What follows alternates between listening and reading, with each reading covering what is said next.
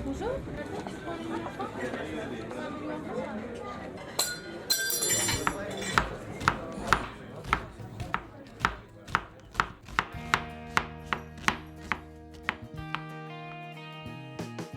everyone, and welcome back to Breaking Bread. I wasn't really going to do an intro to this episode, but I just felt like I probably should say a couple of words. It's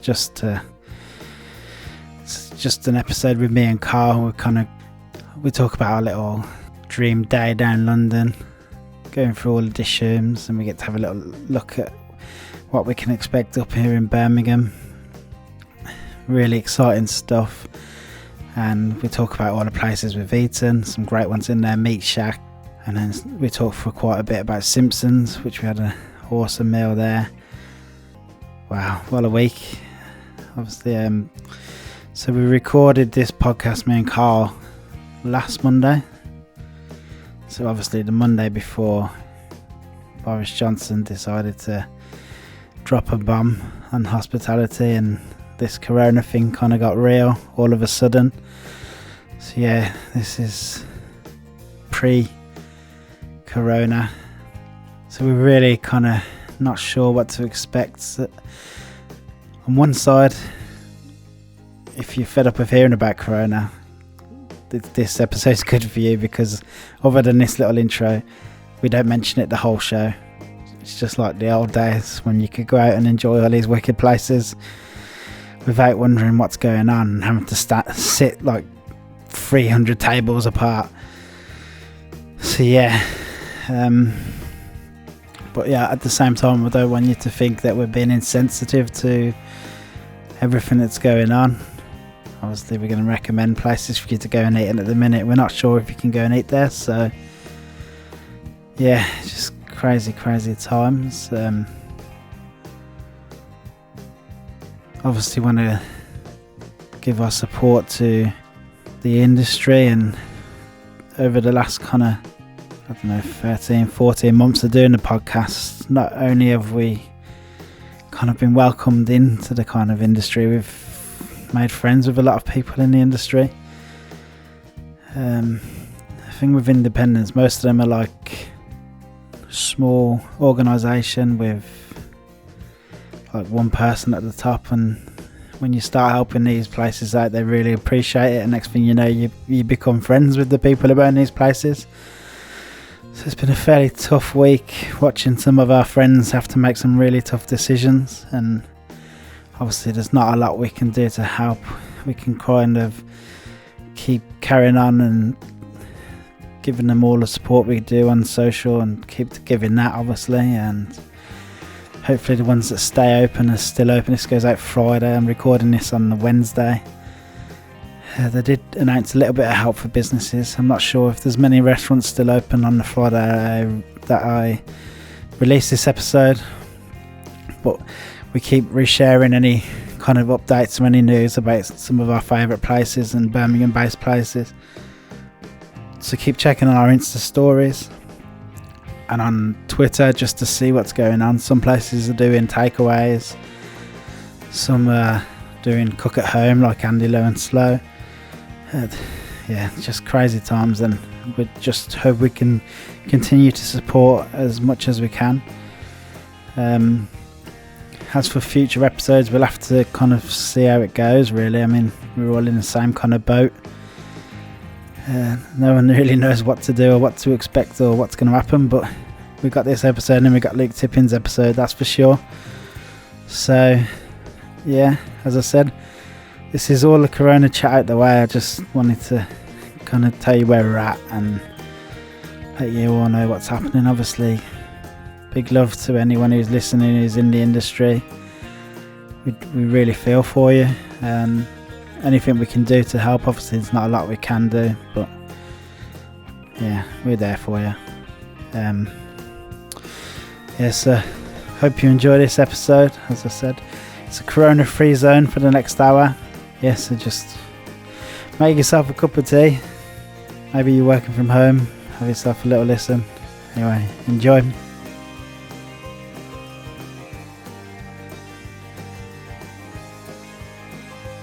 Welcome to Breaking Bread, the Birmingham-based food club podcast presented by food obsessed mates Liam and Carl. I'm Liam. I'm Carl. That's Carl. I know we're going. The man. I know we're going covered wagon after this, but you don't have to speak that quickly. Although I am fucking starving. So. Lamb chops and palak paneer is calling me. Yeah, mate. Definitely. I'm having some and the chips. And I'm out everything. Masala fries. I might get the chili chips today. That's a good one. So it's been a little while since we've done this. We talked about it, I think it was November we were here doing this last. Thought it'd be a nice little time to squeeze one in. We're getting less and less time to do these ones, just me and Carl. It's a lot of interviews. It's busy, isn't it? A lot of people want to talk. Obviously, nice. We don't even have to ask anyone anymore. No, we've had some mad good episodes though. Like obviously, like Alex was quality. Oh, crazy good. MasterChef winner Stu. Yeah, so some awesome episodes. Got a few lined up as well. We're not kind of stockpiling like we used to. We used to record like 5 or 6, and then we'd have people handing us when we release it, but we don't really have to do that now because we know that if something happened and we couldn't release an episode tomorrow, we could probably record one the next day. Yeah, that's just how it is. We're in a really lucky position at the moment, anyway. We recorded one with obviously Luke Tippin the other day and Simpsons, which we'll get into. So good that was. Yeah. Yeah. Sorry everyone else, but that might have been my favourite one that we've done. I thought it was awesome. It was really good. Such a nice fella. It's crazy nice. We've done some exciting things as well, obviously, that we'll get into. Oh, yeah. I say I've got it wrote down, but you've mentioned 2 things before we started recording. This is like the teaser. I forgot about that. The teaser of what you can expect from this episode of me and you chatting. This is the foreplay. Yeah, this is the foreplay, yeah. Does that mean the actual podcast is going to be about 30 seconds long then? Do it twice in that time. Where are we going to start? I think if we just quickly get out the way, let's get some of the things coming up mentioned. You know, like some of the events. Obviously, there's Bigfoot. I do mention them on the start of every podcast and then like the intros and stuff. But yeah. Obviously, yeah. So I just mentioned Bigfoot's coming up. Yeah, the Bigfoot Festival. Yeah, Ragley Hall, yeah. 3 days. I'm glad you said Ragley Hall because I normally say Radgley. I don't know why Radgy Hall. Radgy Hall. Too much Geordie Shore. Down Raggy Hall. No, that'll be good. That'll be really good. I'm excited for that. There's a few bands that I know that are playing that I really want to see, and to be honest, the band I don't know any of the bands, and I know I'm getting rubbish with music now, so I'm getting a little bit older, but I don't know any of them. To be honest, we're saying all this. It might be cancelled, coronavirus and all that. You never know. I was thinking that, these episodes of me and you just talking about what we've cooked and stuff and where we've been eating. Our next episode could be, so, Carl, what you cooked like? Just a bit of microwave rice and some pasta that we had in the cupboard. I just put flour and water together and just made some type of chapati thing. No toilet roll left. Had another tin of beans. Yeah, so I'd say we'll go ahead. It'll all be yesterday's news by the time that comes around. That's in June, isn't it, I think? Yeah, it's June. Yeah. And then that's followed by Beer Central. Yeah, the food there. The food, I was going to say. That's what I am excited about, Bigfoot. The food, and obviously, I don't drink, but I recognise the names on the list. You know, some massive names on there. I'm looking forward to the drink. I know that much. The food looks unreal. There's some of the ones coming up from London and stuff as well. Yeah, I'm more. I love promoting Birmingham and all the ones from Birmingham, but I get to try them at DDC and stuff like that. So it's good to try the London ones because they've been doing it longer. So and they've got a few that we don't really have up here. So we can see how they go. Yeah, it'll be interesting to try them. Yeah, and as you just said, then we've got Beer Central. Beer Central, on the 24th and 25th of July. You remember that date very easily. Yeah, one of them's my birthday, so it's the only one of 4 dates I'm likely to remember ever. But yeah, that was definitely one of the highlights of last year. I mean, even as someone who doesn't even drink, the food was class. OPM were there last year, weren't they? Yeah. And Baked in Brick. Yeah, they were there, yeah. Pure, the if you had food a was stand, class. You had the fish and chips. Yeah, it was great. Yeah, Pure, that's right. Purity were there, yeah. The Pure Bar. Pure Bar, yeah. It was nice just to kind of get round and meet everyone. It was class. Obviously, we've done like 2 whole episodes about that, so you can go back and but this year's already shaping up to be something else. Andy Low and Slow is going to be there. Yeah, that'd be awesome. You can't sleep on Andy Lowe and Slow. Absolutely stunning. I think he's at the top of his game at the minute, as we'll get into as well. Yeah. Just waiting on this restaurant to open. Come on, Andy. Dishoom's at Beer Central this year. Yeah, all the way up from London before they open their place in Birmingham. Oh, they'll be open by then, though. Yeah, it's opening in a few weeks, isn't it? Yeah, we'll get into Dishoom as well. Exciting stuff there. We're getting into loads. This is all just teasing at the minute. I know, yeah.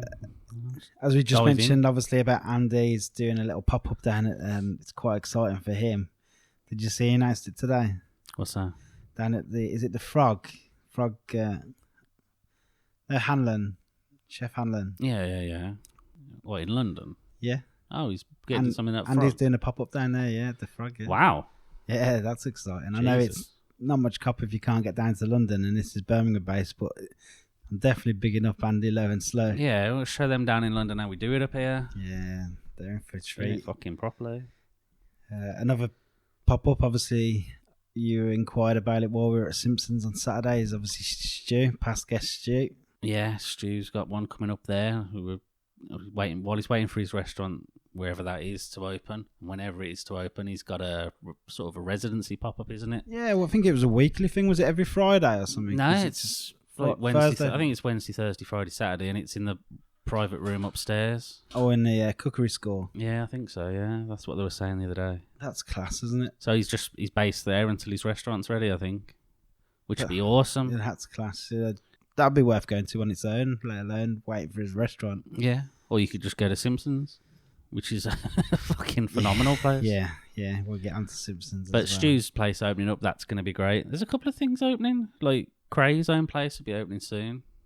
We can't say too much about it, but he's got a place. About that. He has a place that is going to be opening. We can neither confirm or deny that rumour.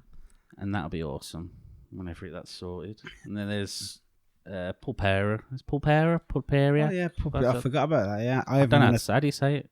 Pulpera, I thought, but then I thought Legner was Legner for the last 2 years, and it turns out it was Lenya. Right. There we go. And we've been saying it and everything, looking like we're a couple of dickheads. Same as that. It was only because I met the bloke who done the fit out on it, and he done all the interior and that, and he told me it was Lenya. I was like, But yeah, that would be class. I mean, shouldn't put a fucking have you seen the menu? Yeah. Well, no, actually, I say yeah. I've seen bits of the menu. I haven't seen the menu because I can't get on the website. I don't know how. My phone won't let me on the website, and it won't let the missus on the website either.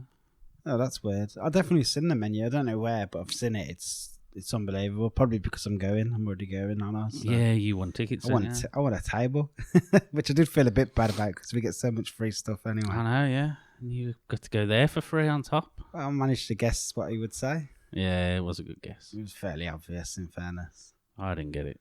Did you not? You didn't think after all of the talks? No, I had my bets. I seen you'd put it, and then I thought, well, I'm not going to put the same thing. I'll put something different, and then it's opened the chances up that one of us will get something there then.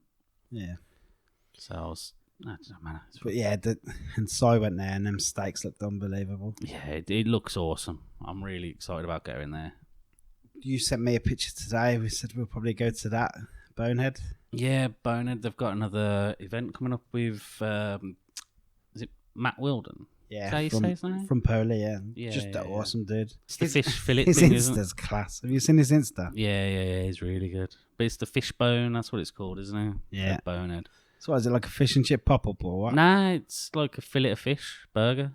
Oh, is it? Yeah. There's other stuff as well, but I think that's sort of like the main thing they did last time. Oh, man, that's class. But I'll be a bit disappointed that my first time to Bonehead would be for fish and not chicken. I know, you still haven't been, man. We were meant to go on Saturday. We didn't. But... No, we didn't. we had a, no offence to Bonehead, but we had a slightly better lunch than that. Different. Yeah, it's definitely different. Depends what you fancy. Some people might not like what we ate. No. Some people probably prefer Bonehead, and that's fine. Mate, Bonehead's near the top of the list for what I think Birmingham's got to offer. You did say, actually, that you did say on Saturday, you said, like, as much as I'm enjoying this lovely 7-course tasting menu at Simpsons, I'm a tiny bit upset that we're not going to Bonehead. Yeah, that was, to be fair, that was what we were waiting to sit down on it. I was like, oh, I can't believe we're not going Bonehead. Because, you know, when you get it in your head that you're going somewhere, I get really excited when I know I'm going Bonehead because I think it's Just fucking awesome place. Another thing, last independent festival at the Bond, which I think just means that it's the last one at that venue. But That's what I read it as. It's the last one there, not the last one ever. That's what I could gather. But they've been quite secretive over that. They'll probably still do the one at Aston Hall every year. Yeah, you've been to that one, haven't you? Yeah, you it's said it was really good. Really good. Get there early though, because it gets just crazy. Yeah, that's the bit that puts me off. I'd rather go early when it's not really busy. Same as DDC. I like going during the day rather than the evening. Struggle with like really big crowds and you can't sit down to eat. I hate standing up to eat unless it's like a Mars bar or something. I think that's all kind of up and comings that I had anyway. Yeah. I'm on board with that. That's everything I've got wrote down. I think we're going to keep trying to do it in the intros now. Just try and let everyone know what's coming up. Yeah, try and give a bit of added value to the podcast by telling you what's going on in Birmingham. Yeah, but the Dishoom opening, we hinted at it, but yeah, that's opening. That's going to be great. Well, that's going to be so good. There's going to be a good chunk of this podcast that's going to be about Dishoom. Yeah. Let's get into it. Well, we're starting with restaurants. We've been to. You can go with restaurants. We haven't really cooked. I don't see how we have cooked anything, to be honest. I've cooked loads. Fuck loads. I got the Dishoom book, didn't I? Oh, you got the book, yeah. Yeah, I've got the book, and I've cooked the lamb curry, the black dal, the soft shell crab. I even made my own garam masala out of the book. Done loads. So there's banged 4 dishes I cooked already. Done. Yeah, they were good in fairness. Oh, man, the black dals. What's the book like to cook from? Really good. Yeah. It's really easily set up. There's ingredients that you can I thought you were going to say it was easy, then I was going to say, I've know it's not easy. It's like some of it. It's not, I mean, you know me with cooking. I don't think any of it's that hard unless you're doing like a beef Wellington or something like that. It's just a fucking set of instructions at the end of the day. Have you sat down and read the whole book, like the whole thing as a book? No, it's fucking huge. I've read it. It's brilliant. You read it? Mate, it's incredible. Time to do that? They didn't do that on audiobook. It's unbelievable. Mate, it's brilliant. I've read bits here and there. It is really good. So unlike most other cookbooks, it's one. I don't even know what it's called. What's it called? I don't know. I'd sure always call it is a it Dishoom. From Bombay with Love, or a Bond film. I think basically the setup of the book is it's planned out as a whole day in Bombay. Yeah, I know they give you a really cool map in the front and stuff. And then they go around most of their favourite Irani cafes from Bombay, and I've made the chai out of it as well. Oh, that was fucking awesome. Oh man, that was so good. Yeah, so the book, it's just not your average book, and there's lots of kind of family history in it from the owners, and it is a chain, but I'll tell you what, there's good and bad chains, and Dishoom's definitely like a pioneer of what a chain should be.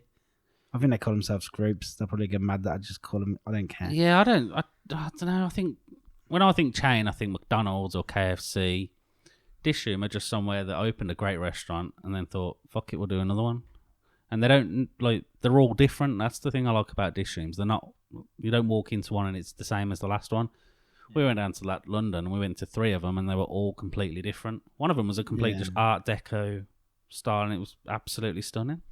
Yeah, so I would say Restaurateur's his second job. I would say Shami's first job is that he's a storyteller. That's what he does. And he uses the medium of restaurants to tell stories that he loves.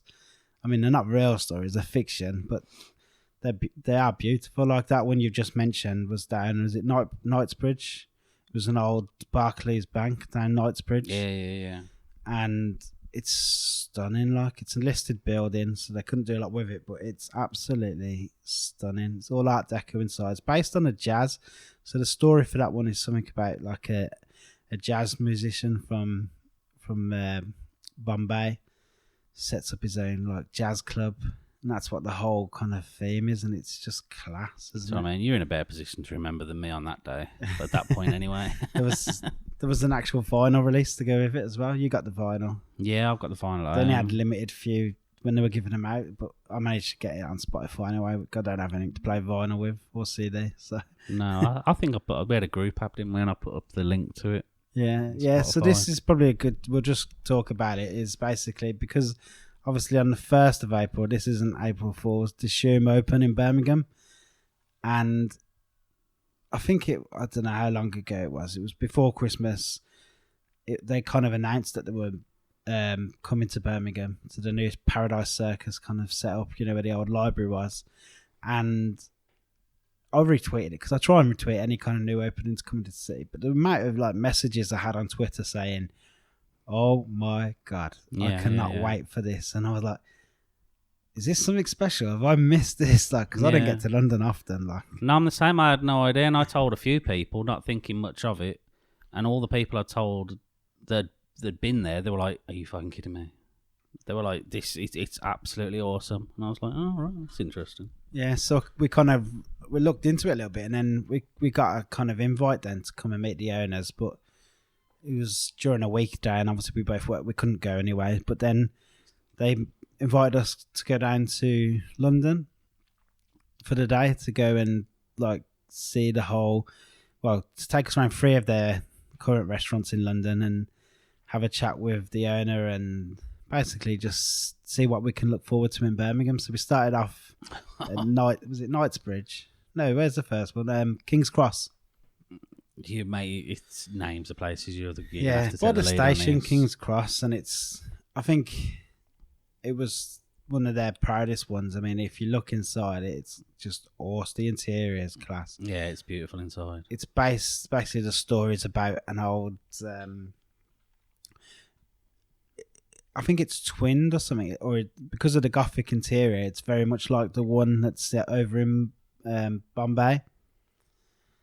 And like the whole kind of fictional story about it was about a young Irani immigrant or migrant selling chai on the platform, and then he manages to bribe someone and gets an old shed and starts selling more chai and then starts selling food, and that's where the story develops. And this is what, if it was like that, this is what it would be like. But it must be some shed because this restaurant was huge, wasn't it? Yeah, it was a massive place. That's what impressed me with all the places. They were all huge, and they all had queues, and they were all full. I think I'd read somewhere that I think it's the biggest turnover per footfall in the country. I can see why.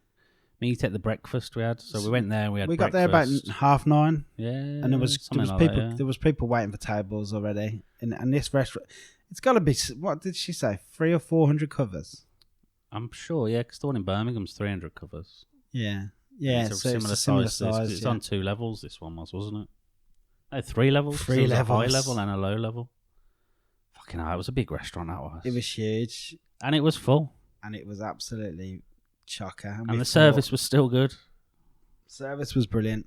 Unlimited chai with your breakfast if you order it. Yes, as I've said, they're based on the old Irani cafes which you can find around Bombay, and there's unlimited chai, which is, I'd never really tried it before. You said you don't. I have it all the time. Yeah, I really like it. Oh, it's delicious. It's so comforting, isn't it? Like sweet and spicy. It's a bit at the different. Same time. Yeah, I made it. The one I made. Do you know how much fucking sugar's in there?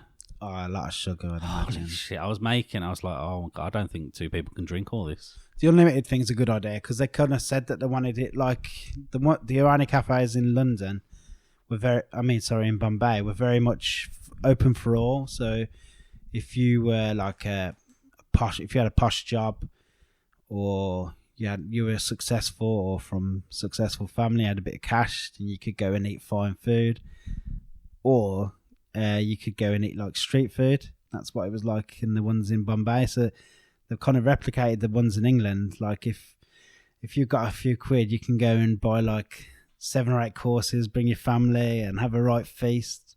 But if you're a student, you could just go in and get like bottomless porridge and bottomless chai. We're doing a few quid. We're doing a podcast with him as well, aren't we?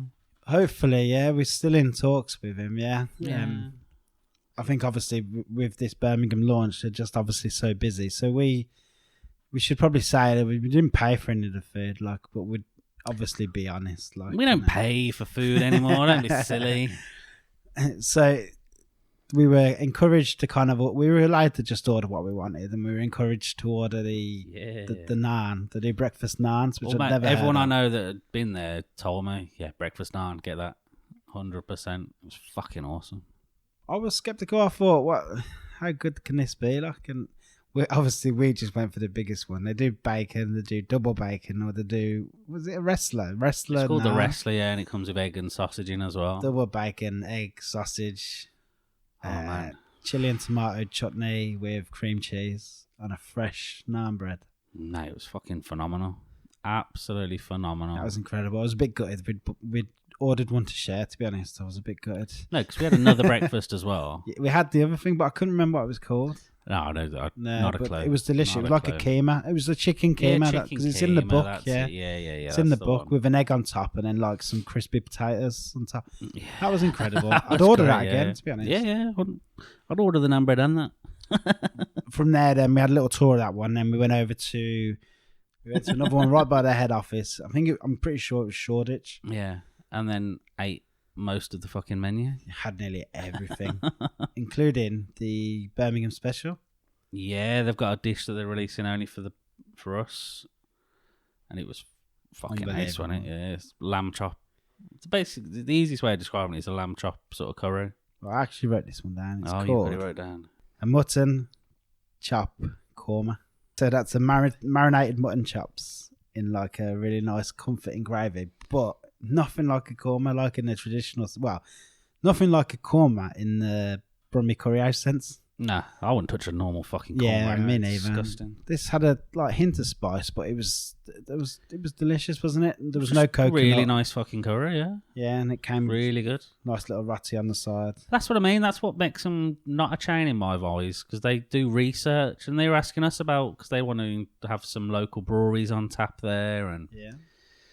They've invented a dish specifically for us, and the layout and the whole place is going to have a vibe, and it's going to be linked to Birmingham. They spent 6 months just sending their team around different restaurants. They're vetting like shababs and hen and chickens, and they've done a bit of research about Birmingham. Yeah, they've done a lot. My first thought when I heard that Dishoom were coming to Birmingham was they want to bring Indian food from London to Birmingham. Are they insane? I'm sold. That way. Yeah, I'll be going there. I'll be going there even if I've got to pay for it. Oh, I'll tell you what, I'm already thinking about when I can get there for breakfast anyway. Yeah, I'm trying to think how I can get there, because obviously it's a bit awkward getting into the middle of town from here just to go for breakfast, but I'm definitely going to do it though. I might meet someone. It might be a good opportunity to meet someone and say, do you want to meet there? And then I'm jealous the missus is going to work in Birmingham because she loves porridge as well, and their porridge is supposed to be good, and that's unlimited as well. Yeah, that's what I said. Yeah, it's a good idea. We had a great time there. Obviously went to meet the owner, then had to sit down in the boardroom and had a good old chat there. It's basically a big fuck you to everyone, and look what a good day we had. I know. It wasn't just us two as well. There was a few, we had to put up with Simon Carlo all day. Meet him on veg. I don't think he listens, so I don't care. No, that was more chai. I was so full at that point. Chai, I couldn't move. So full, yeah. I couldn't really full. Move. I was that full. I was drinking sparkling water, and I can't stand that shit. It was at that point then we went to Knightsbridge, then, wasn't it, to see the Art Deco one, and that was and they've got their own Birmingham cocktail as well, haven't they? So they've got a cocktail for Birmingham as well. Bombay Mule. It was really nice. It basically just tastes like a normal Moscow Mule. It was nice. It's got Johnny Walker Black in it. Yeah, it was really good, actually. It's got some chai spices, grapefruit bitters in there, and some ginger ale. See, you remember it. I just remember drinking it, and then I drank yours. Obviously, it was a cracking day. It was like a dream day. You kept saying it feels like we've won a competition, and that's it felt what like I'd won a competition on something. I never win competitions. Yeah, so I think still haven't. This was just given to us. So I think Birmingham's is going to be very similar, and obviously the one in Shoreditch and the one in Knightsbridge both also rammed. Yeah, and we went at odd times, so times on a you Monday, wouldn't expect it to be busy. That was just on a random Monday. All day it was busy. All three of them were busy all day. I'm sure we were one at like 4 o'clock, and it was heaving. I was like, "Who's out at 4 o'clock for?" We went food? to Knightsbridge at 4 o'clock. Yeah. We couldn't get a table. They had to section off a table for us. Like, I do think the whole queuing thing might not work in Birmingham. I don't think the people of Birmingham are willing to queue, to be honest. It's just not something we do in Birmingham. Like, where does it now? Like, where's the queue at the minute? No. I've seen a queue at Nando's a few times. Like, well, obviously that's wicked. Fucking Nando's. Don't. Every episode with Nando's comes up. It's been a while though since I've seen a queue at Nando's. I just don't think Brummies are prepared to queue. I'm not sure if I'm prepared to queue it, especially for dinner. Like, would you queue at Dishoom when you could just maybe walk to Ashes? If Ashes out of town, No, I'm of that mind. Like, I always have a backup in my head anyway in case anything goes wrong. So I'm always thinking I'll go to A, and then I've got B in my head as in case A falls through for whatever reason, like no tables or whatever. So I've always got a backup plan anyway. So if anything goes wrong with the first option, I'm always off to the second option pretty quickly anyway. I think when we mentioned this to the people that we were done the whole day with, they kind of said, "Oh, we were kind of hoping to avoid queues in Birmingham, so maybe they've put like systems." I know 300 into covers. place. They might not need a fucking queue. Hopefully not. Hopefully they're just busy all the time, but steady busy all the time. You know. Well, I can highly recommend it to people. Oh, definitely. Would you go there? Yeah. Yeah, I'll be going for breakfast one day. I'll certainly be going for dinner. Did you ever think you'd ever be saying, "I'll definitely go to an Indian restaurant for breakfast"? I think I would have done if I'd known of some that do a fucking breakfast. I know. But you couldn't. I couldn't have pictured it a year ago. There is an Indian breakfast at where's it at now? One of the Indian places in Birmingham. One of the street places. So there is a place that you can get it, but just their breakfast was so popular and so busy, and that bacon naan. Trust me, we just go there, get the fucking chai and a bacon naan, double that bacon up, and you won't be sorry you did. They said they actually took months, like finding the right bacon, making sure it was good quality. So, Yeah, they and put that a lot comes of effort through. in, Very yeah, smoked. yeah. It was delicious. So that's Dishoom. As I said, 1st of April. It's coming to Birmingham. Just go, just go and experience it for yourself if you can get in. Hopefully. Yeah. And the staff are fantastic. They've got a thing there, haven't they? If you work there for 5 years, they take you on holiday to Bombay. Well, it's Mumbai, but they take you there to show it off to you and just a thank you. Like Bombay boot camp, they call it. Like if you go there and you don't know what to order, just ask the staff because they're all experts in every dish as well. The staff retention's brilliant. They don't pay them. They pay London living wage, I think, throughout the company, they said. I might be wrong on that, but I'm pretty sure that's what he said. I was in a bit of a food coma when he was talking, but that does ring a bell. Yeah. And I've heard him say a few times on interviews and stuff, it's profits isn't first. And a lot of people say that. But to be honest, I've said it to you and I've said it to a few people. If I lived in London, I think I'd be going to work there. I loved it that much. Like, I thought it was brilliant. Yeah. If I could, well, the people that were showing us around places and shit, they seemed pretty fucking happy with it. So. Yeah. Everyone looked happy with their job that we met.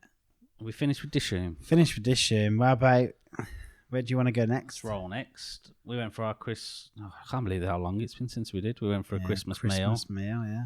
I went to Christmas party. I think we Carter's. mentioned it, didn't we? We did mention it on the last podcast that we were going to Carter's. We mentioned that we were going, yeah. Well, we went to Carter's, everybody. It was great, wasn't it? Really good. Definitely some of the best service I've ever experienced. Oh yeah, the service is really good. The sommelier is really good. Alex, I had the wine pairing, that was fantastic. I think Alex the sommelier was his name, Alex. Yeah, awesome dude. I mean, he might as well have just pulled up a chair and sat with us and had the crack. He was class. And obviously, Holly's one of the most unique kind of I don't want to call her like managers, but she's like more than that. She's like the head of front of house, isn't she?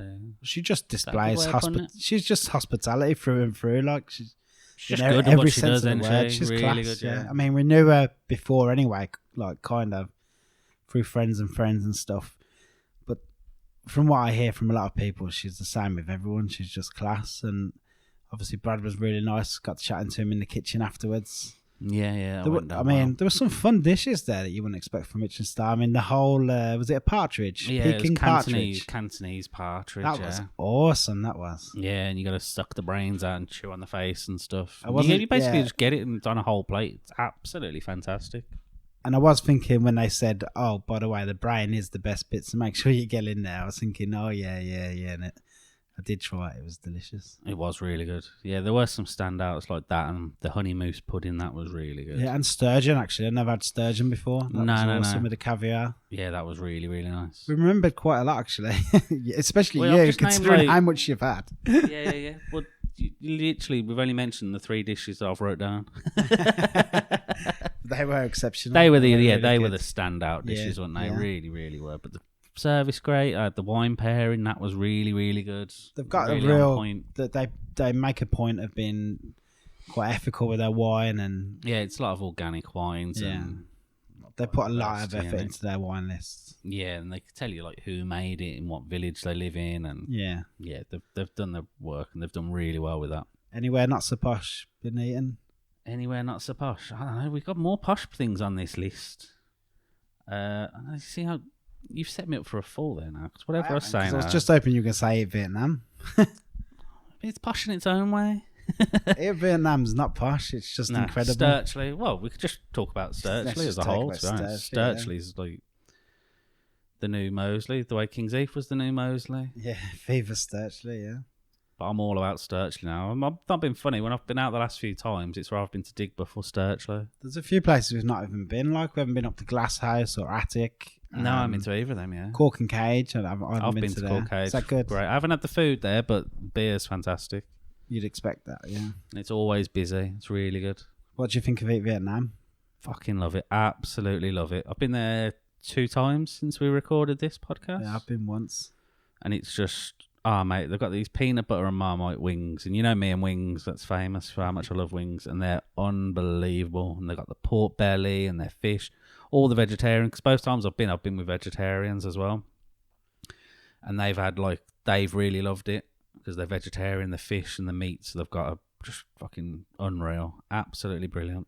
To be honest, it was somebody put a picture up of pork belly on a Friday, so then on Saturday I had to just go. I just went on my own, sat on my own, and had the pork belly. It was unbelievable. Yeah, and it's good because it's one of them places you order and it comes when it's ready, and you're sort of in and out within an hour, which I kind of like. Well, it depends where I'm going, but I like that normally because I'm edging to get down to Couch, so I'm normally in Eat Vietnam. Like, come on, let's eat, let's go. Come on. That's a smooth segue. That is. I know, yeah. I worked that in well, didn't I? I'm not joking. I'm going to put it out there now. I did save it for a different section, but I don't get it. Go to Couch in Sturley. If you have anything about you that likes decent quality cocktails, go to Couch. Is it just because it's the hype place to be at the minute? You know what? I'm not into the sort of hypey sort of going somewhere because it's good, because like loads of people are raving about it, and it won an award, not an award, but it made a list of one of the best bars in the world to go to. It probably will win awards. Yeah, I wouldn't doubt it. But the service is fantastic. They really know their stuff. And the cocktails, I've had probably probably about 6 different cocktails there. And they're all awesome. And they've got Negronis on tap. So if you're like me, you'll order a Negroni off tap while you're waiting for your cocktail to be made. Or if you're like Leo and you order a pint of Negroni while Big Leo, and he's just a pint of Negroni on last orders. He went to Arches the other night and got a pint of Negroni. It was on his Insta. Jesus. He likes a Negroni. Shout out Leo if he's listening. Normally does. Yeah. But yeah, it's... Do you want to tell everyone... Might as well talk about who owns Couch as well. Obviously... Jake and Katie and Tom. Yeah, Tom. Tom's from the Edge Bastards, isn't he? And yeah, Crushed and Cubed. Obviously, Jake and Kate. Obviously, they do a lot of the fine dining restaurant cocktail menus and stuff like that. They go around different places. Yeah, they've done some big restaurants. Yeah, the Little Blackwood, they help Sophia with theirs. And they've fucking saved the best ones for their own place, definitely. I'm not joking. They have a cocktail. And I'll talk about this cocktail. And I'll talk till I'm blue in the face about this cocktail. At Couch, if you like anything to do with whiskey at all, go in there, sit down, and ask for the Gambler cocktail. It's ridiculously good. It's probably the best liquid I've ever had. Maybe even if I put it in the same class as food, it might even be one of the best things I've just ever had. It's absolutely ridiculous. I've heard this a lot. I've heard this from a lot of people as well. It's not just it's not just me. Loads of people. And I'm not sure if the menus change or if it's just changing, but apparently there's a rumour. Yeah, that if you ask for it, they'll still sell it. You look a bit annoyed that I said that. Like I voted it on the podcast. I don't want everyone fucking ordering it. Saving it for you and Si. Yeah, I don't want everyone knowing about this. But no, it's just fun as well because they've got fucking awesome music on, like Fleetwood Mac and Elton John, and well, as long as you're into that, but just fun, like Queen playing, and it's like a big, I don't want to say karaoke bar, but everyone's just singing along, and the later and drunker it gets, everyone's just screaming the words to like Fleetwood Mac or whatever. Every Insta story I've seen from the place is just people around that little bar singing. It's just fun. Yeah. It's the best cocktails and best drink I've ever had in one of the funnest bars I've ever been to. You may not know, but obviously we're hoping to get them on the podcast. But did they do non-alcohol? Is there a little menu or? I would assume they probably did. Don't care, do you? Since I haven't been with you, it hasn't come up in conversation. Yeah, fair enough. I would imagine they could knock you something up like that. Oh yeah, you'd expect so. But yeah, get to couch. Go eat Vietnam, eat there, then get a couch, and you've got the perfect night. One of the only kind of relaxed kind of places I've been to, and I went Friday night, and I was there just before Christmas, was Meat Shack. Oh, I haven't been yet, and everyone keeps fucking... Even Luke at Simpsons the other day was going on about Meat Shack. Meat Shack is just unbelievable. I'm going on Friday, so I am going to try it. It honestly, Carl, incredible. OPM and... I don't know, you'd have to flip a coin between it. They're both excellent, but Meat Shack is... Well, anything that could be as good or if maybe possibly better than OPM, then I'm fucking there, you know what I mean? Yeah, it's good. I had the R&B burger on Friday. I've got... Liam last Friday went to Meat Shack and then see Book of Mormon, and I swear to God, this Friday I'm going to Meat Shack and then I'm going to see Book of Mormon, and I'm even ordering the same burger Liam had because it's the one I want. And the same order of sides, chips and onion rings. So I'm going for the exact same night you had, except mine will probably have a little bit more alcohol involved. Yeah, yours will have a bit more alcohol. But yeah, that R&B burger is black pudding, 2 tops of cheese, and then the other kind of standard stuff you'd find out about. But it's crazy, isn't it? It's crazy good. But yeah, before really Christmas, if you listen to the episode with me and Laura from Laura Bite Your Brum, we campaigned a little bit for them to bring back the Christmas burger, and I went for the Christmas burger just before Christmas. Is that good? Oh, mate. It's the... I keep saying Parmesan. It's not Parmesan. What's the Christmas cheese? Camembert. Oh, yeah. There's Camembert melting all over the burger. Parsnip crisps. Oh, it's just next level. I remember seeing Cranberry. you talking to you. It does look fucking phenomenal. Yeah, it was really good. Really good. So, I'll tell you what, Meat Shack's just... It's around the corner from Hippodrome, so it's perfect if you're getting a Hippodrome. Yeah. 2-minute walk. Yeah. It's like everything in 1 Birmingham. minute sprint if you're really late. Most stuff. Yeah, if you're running late. Like I was. But no, that's on the list. So I'm trying it Friday, and I'll be very, very happy, I'm sure. They have loads of craft beers and stuff as well. Yeah, well, it's the thing now, isn't it? If you ain't got loads of craft beers, then you're missing a massive market there, aren't you? And then the one that we both went to, and you were probably on the edge of your seat wondering when we were going to mention it, but we went to pop up a Little Blackwood. So this is our Little Blackwood appreciation time. It's Andy Lowe and Slow done a pop up there. Yeah, we can't go through a podcast without mentioning Little Blackwood. To be honest, we could have mentioned them on other stuff as well. Yeah, there was That's how fucking good Little Blackwood is, though. It's fucking awesome. If you haven't been, just fucking go. I want to try the new menu so bad. Yeah, it looks really good. Banana spring roll. Yeah. Just toffee sauce. Oh my god. The steak he's got the on steak, the the sirloin cooked on that little Japanese grill. Anyway, back to Low and Slow, yeah? Yeah, Andy's pop-up at Little Blackwood, we went. How good was that? Awesome. We sat down, handed everything. the menu. Yeah, we'll have everything, thank you very much. One of we everything. did. And it was all great, wasn't it? Mate, the monkfish taco things were incredible. Yeah, you were mad on the monkfish. I was mad on the brisket. And then the pork belly was... Both of us was the winner. How soft was that pork belly? Like, and the goat, that was really good. Oh, and yeah, the potatoes. And the pudding was really good. The peanut butter parfait. Oh, yeah, I forgot about that. That was really good as well, yeah. Just a great night. Yeah, it was awesome. Like, I just can't wait for his restaurant. I know, it feels like it's taking forever, doesn't it? We're going to have him on just before that as well, so that'd be cool. Yeah, he's going to come on and so you'll know when it's going to open because we'll release an episode. I think it was it the week before that or the day after that or something? We actually went it was 2 days before we went to the boat. Oh fuck yeah. We went the boat, the boat over in Lichfield. Yeah, it says Lichfield. It's not that far really. It's on the outskirts of Lichfield. It's not really Lichfield, but yeah. Awesome. How nice is that pub? It's a really nice place. Really nice pub. I like the pub. That's Liam Dillon's pub. You obviously know Liam Dillon from few different places. Another person we're going to get on the show one day. Yeah, hopefully. Yeah, he said he'd come on, didn't he? But yeah, him versus Stu for one of his versus nights. Him versus MasterChef Stu Daly. Yeah. So now I think that's the first time I've tried Stu Daly's food where it's just him. Just him. We got to try the MasterChef dish that he cooked for all the Michelin chefs. The langoustine and pork belly, the black pudding. Thai bisque, was it? Yeah. Oh, man. Unreal. His food. When his restaurant opens, it's going to be the place to go. That was awesome. Yeah, it was really, really good. I'm so impressed with what I've eaten of his. It's like crazy food. And he's doing the pop-up, as we said, at Simpsons. I'm definitely booking to do that. And then I'm definitely booking to go to his restaurant when that opens as well. Yeah, I'm keen to get back to the boat just for a normal service as well, just to see how that goes. Well into that.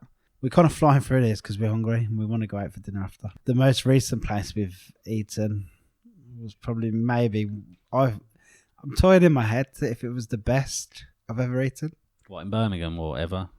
Ever. It was just next level. It was superb. And I don't know if it's because you sleep on them. Especially for me, it was the first fine dining restaurant I ever went to. Yeah. And then, so it's like, you're always doubting it. You're thinking, well, what was it compared to? I didn't know any better. Yeah. But now I've been around a few. I went back to Simpsons. Yeah. Well, it was my first time at Simpsons, but I've had loads of Michelin places now, and You've got the 5 now in Birmingham, haven't you? The only one I haven't eaten at in Birmingham that's got a Michelin star is it's not really Birmingham. It's Peels. It's classed. People lump it in, but no, I've been to everyone now, and man, it's just Simpsons. One of them. It's always been in the back of my mind, and it was never I've got to go to Simpsons. And now I've eaten there, I'm like, why the fuck I should have just gone there first before I went to any of them, because it's absolutely phenomenal. I think it's either the place that nobody ever goes to or the first that everybody goes to. Yeah. And I think that's because it's been around for it's had Michelin star for 20 years. It opened in 1993? Something like that. You just always assume it's always going to be there, so you can get round to it. Yeah, I'll try it next time. I'll get it. Yeah. But man, I want to go back already. Even though it's been 2 days since I ate there, and I want to go back.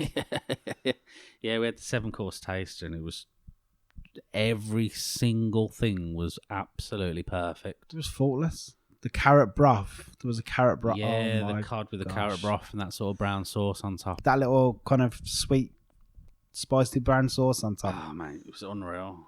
That dish, there was they were all if you'd had them on any taste menu, they all would have stood out as special dishes.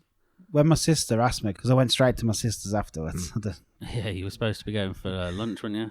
Well, yeah, that went out the window. But either way, she asked me what my favourite dish was. I said the carrot broth. She goes, "You don't even like carrot?" Nah.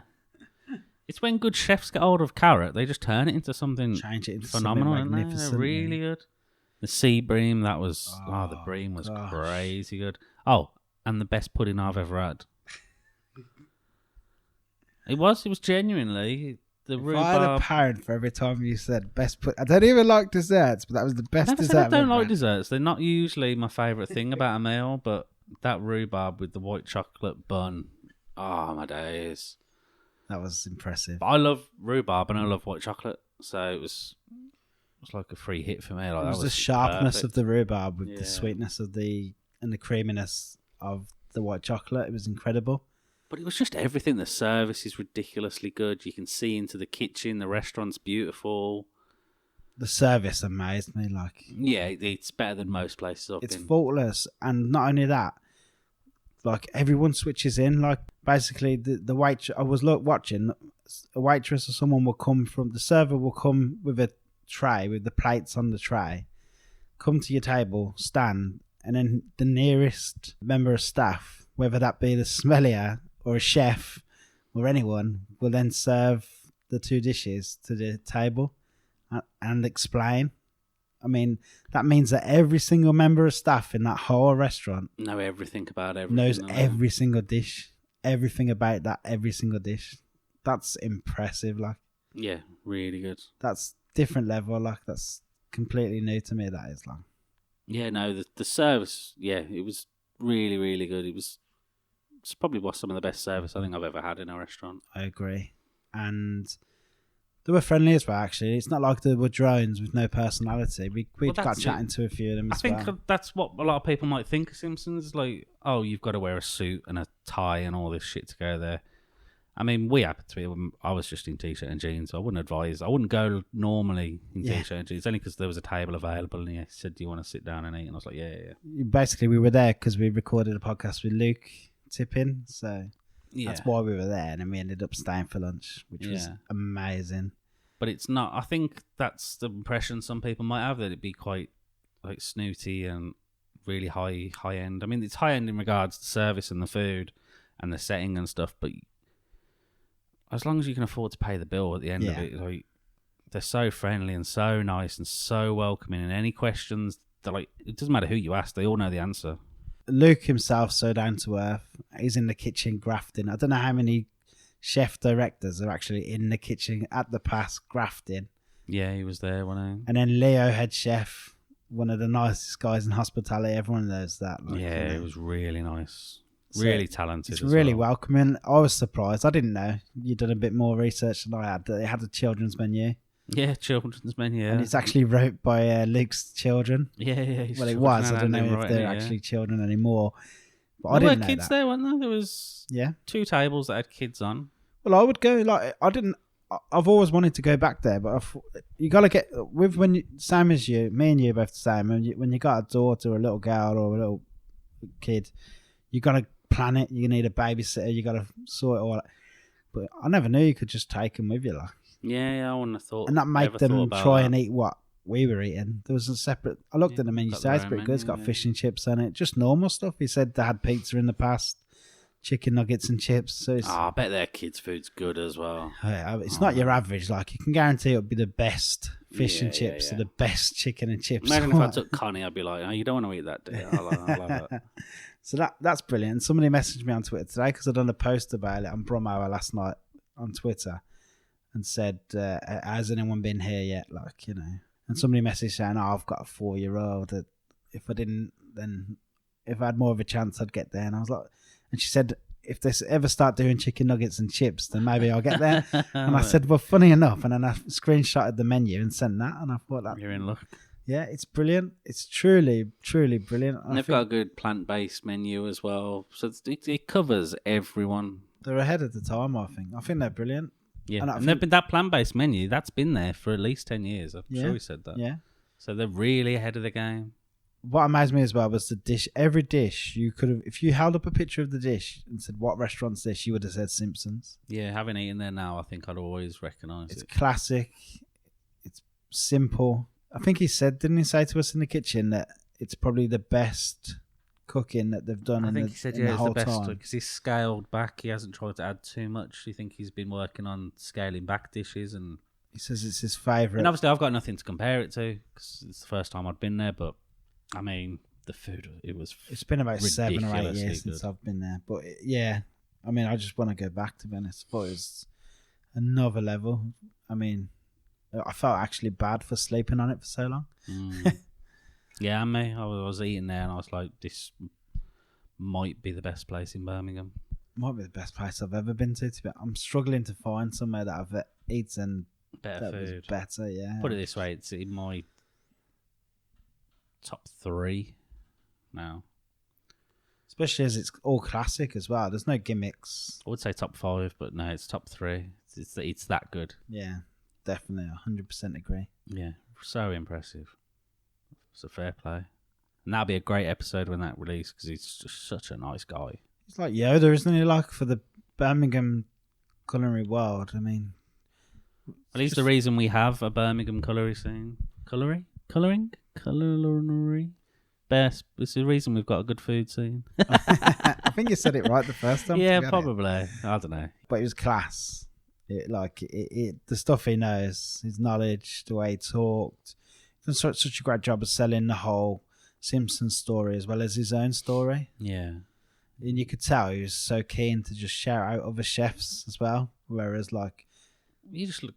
He didn't take the opportunity just to talk about himself. He was comfortable in talking about a lot of the chefs that were coming through, and Leo and some of the chefs that are there now. Well, we'd met loads of chefs obviously doing this, and anyone that's met him has told us, oh yeah, he's great, really nice fella. Yeah, that'll be a good podcast for you guys. And everyone's told us this. And I have to agree after talking to him. So yeah. That's coming out, I think. I won't say a date just in case anything goes wrong, but it will be April, so keep your eyes peeled for that. That's restaurants done, isn't it? That's just done, yeah, to be honest. I just want to give a quick shout out to NQ64 that's opened in the Custard Factory, the computer games bar. We did have a invite to the opening, didn't we? But I was busy that night, and I think you were away, weren't you? When you were in Ireland that night? I think I was in Ireland, yeah. You were in Ireland. I couldn't go. I had some family thing. But I went anyway a couple of weeks after. And yeah, NQ is really good. I think there's one in Manchester. And there might be one another place, but I'm not 100% sure on that. It looked wicked, actually. It's really good. Like, they've got old-fashioned consoles that are free to play. So you can play like GoldenEye or Mario Kart or whatever. Yeah. And then they've got loads and loads of actual arcades. And you buy tokens from behind the bar. And you just load them in and play them. But, I mean, it was really busy when I was there. So I'd like to go when it's a bit quieter so you can get onto whatever games you want to get. But they do cocktails, and they're all based on computer games. And I had this root beer cocktail. It was just... It comes in a big pint glass. Like a big sort of tankard one. And it's really nice. I had a few of them. That's what you'd want, to be honest, it to be kind of for the theme to run through. Yeah, you want sort of more authentic. Well, you want it to sort of be a bit childish as well. The drinks, like you can have the beers there, but I want something a bit more sweet and childish because it reminds me of playing old computer games. Is it open all the time? Like, could you go like on a quieter Wednesday or something? I think it's open a lot. A lot of these places they're not usually open on like a Monday or whatever. But well, right, you can check it. I've just thought, you just jogged my memory, but how fun was Roxy? Yeah, Roxy, yeah. You know what, I was thinking, as I was saying, I was like, what's the fucking name of that place now? Roxy Ballroom's just opened in Digbeth, just not far from there as well. Yeah, that was a good, fun night. That was a really, really fun night, that was. I tell you, I'm always sceptical about places with like sort of enforced fun, where there's a theme behind it. I'm not normally, I prefer just to sit in an old pub and just drink, and the fun you have is by the people that you're with. Yeah. But yeah, no, I was wrong on that place. It was really good. The bowling's awesome. The interior's awesome. Like good choice of drinks. Yeah. Pool tables, shuffleboard. Proper pool tables as well. Yeah, proper big American pool tables. Yeah. Didn't make me any better at pool though. No, I didn't. What's that shuffleboard as well? That's class. That's an American one. Yeah, they look good. I want to play that. Yeah, I haven't played it yet. I really want to play it. There's a few arcade things around the side of the bowling alley as well. Yeah, they got Pac-Man. They could probably do a couple more of them down that side. That's the only kind of... Well, there was a table tennis table, wasn't there? Yeah, there was, yeah. There's loads to do. It's great fun. Yeah. If you're going with a group of people, just book up and get some bowling going on and try some other stuff. They do food. We had a bit of food. It was all right. We tried some of the pizza, didn't we? That was really good. I think it's burger. Yeah, the burger tastes exactly like a Big Mac, actually. Yeah, that was scary. I was like, man, this is a Big Mac. I did think, have they just gone over to McDonald's and grabbed it? It did taste really good. That's not a bad thing. Everyone loves Big Mac. Yeah. There's something wrong if you don't like a Big Mac. But I think, unfortunately for itself with the food, it's across the road from DDC. Yeah, anything like within a close walk to that, you're going to sort of I'd probably go Digbeth Dining Club first and then go in there to play a bit of bowling and stuff. But if you're bowling, you just want to order a pizza. Like that's a good shout. Yeah. So I'd probably look at doing that. I'd eat there again. To be honest, I'd have the food there. That's not a problem. I'd definitely go back 100% if we find some friends other than me and you. I think the only thing I've got wrote down that we haven't mentioned is in Solihull. You've got the new food place that's opened opposite where HMV used to be. So they're going for their own version of sort of Digbeth dining. I think it's 3 or 4 different street food places you can get in that little square. Taste Collective, it's called. Taste Collective, that's the one, yeah. And they're there, and there's an independent coffee place there, and a new cocktail place called Greens. And I went to Greens because I went and watched the rugby and then went to Greens. So I thought, I've got to try this cocktail place because I've heard off a few people how nice it was. And it's really good, really good. What cocktail did you have? The best one I had was one called Death by Whiskey. And it comes with a little card and just like tells you what whiskies are in it. It comes with 4 different whiskies in the cocktail. Nice. Well, you got to have some balls to put 4 different whiskies in a cocktail. Yeah. And it was, really good. I'm happy with most whiskey cocktails. I'm just happy with whiskey, to be honest.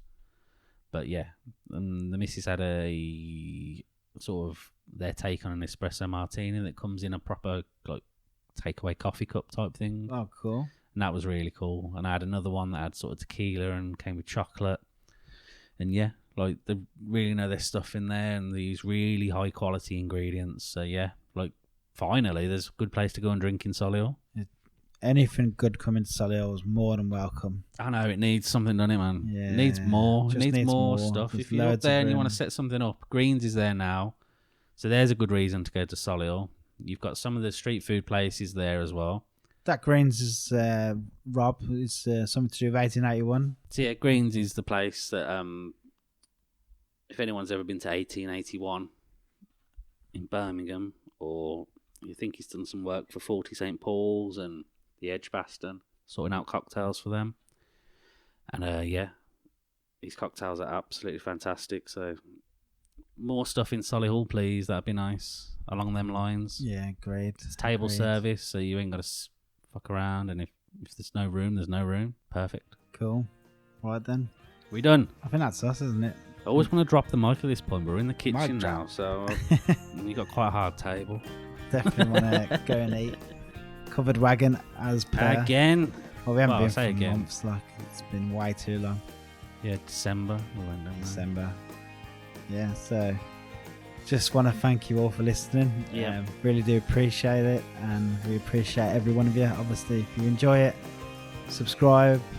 We promise you that if you don't enjoy this one, you'll probably like the next one, which will be with Luke tipping. So Yeah, that's really good. You'll love that one. yeah, Even I might listen to that. cheers. Thanks very much. Adios.